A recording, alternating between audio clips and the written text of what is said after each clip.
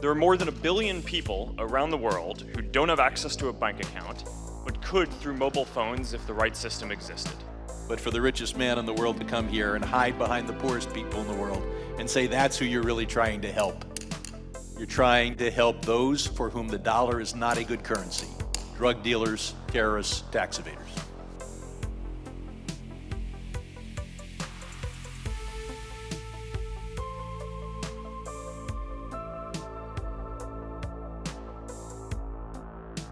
The year 2019 was chock full of Bitcoin-related news. We saw it in the form of various governments attempting to deploy digital currencies and global institutions, attempting to revolutionize finance.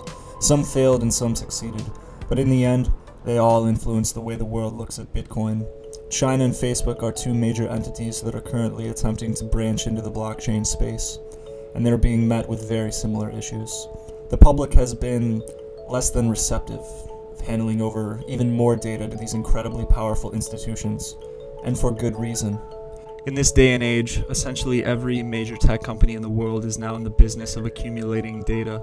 Facebook is certainly no exception, and they are looking to expand their depth of information by branching into the financial sector.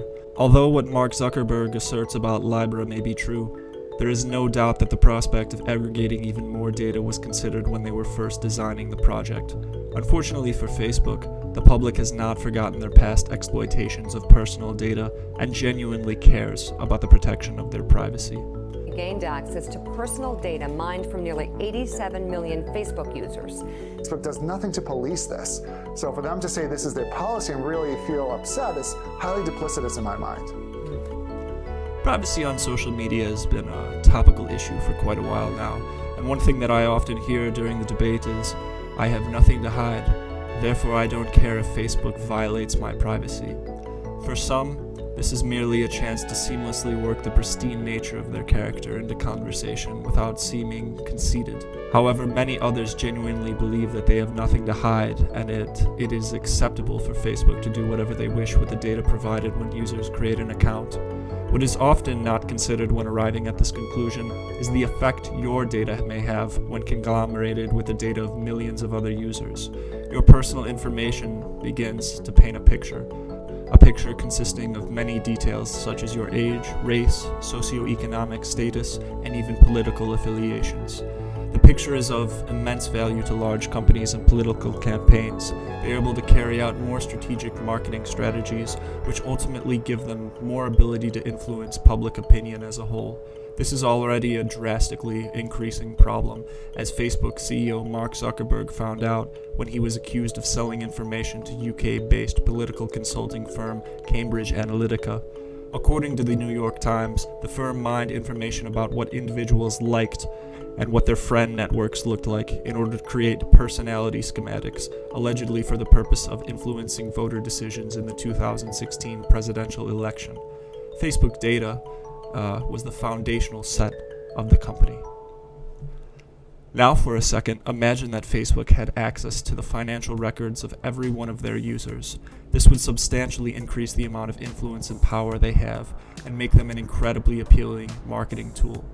On the surface, this may just seem like a harmless tactic that is necessary to get ahead in the modern political and business world, but in reality, the implications are much greater. These algorithms could be used for forms of discrimination that are currently inconceivable. In many ways, the internet is still the Wild West, and the laws governing it are constantly evolving. We as consumers must take concrete steps to ensure the protection of our data, and this needs to be done now before companies and political groups have the chance to get their foot in the door. We cannot allow companies like Facebook too much weight in our public discourse. Media fails to provoke discourse when the information is being tailored to align with your beliefs, and this is precisely what is happening on Facebook. Political ads target users who have been identified as members of their party, making them less likely to see ads from the opposition. In many ways, this is similar to China's firewall that prevents the access of political information. The goal is ultimately the same: limit the amount of information that the user sees in order to reaffirm whatever beliefs are currently in place. Facebook hasn't quite reached the level of Orwellian nightmare that China has, but there are certainly some similarities worth considering. Due to the magnitude of implications involved with releasing a digital currency, The reputation of the institution attempting to release the project is critical to the long-term success of the project. Consumers are understandably wary when it comes to disclosing their private information, and this is only magnified when it comes to companies like Facebook due to their past indiscretions. The reason Satoshi Nakamoto chose to remain anonymous is becoming more and more clear as we continue to see projects fail due to their inability to separate their corporate reputation from the legitimacy of their project.